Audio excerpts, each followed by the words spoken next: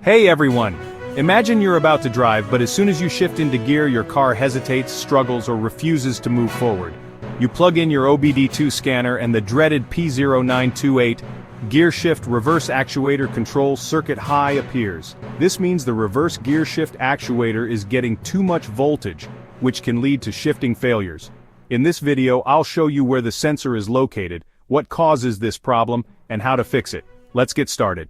DTC P0928 indicates that the reverse gearshift actuator is receiving an abnormally high voltage, which can prevent the transmission from shifting into reverse properly.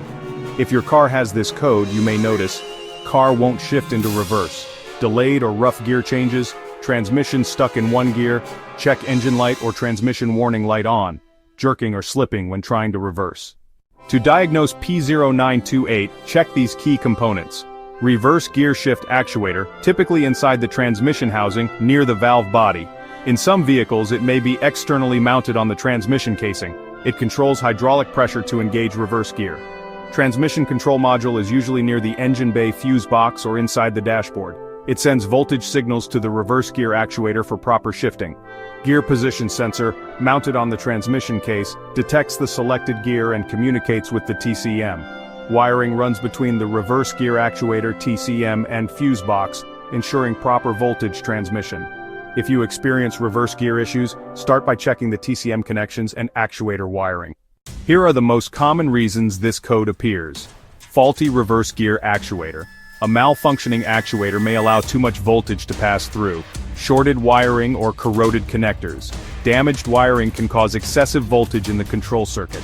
Faulty transmission control module can send incorrect signals affecting gear shifting.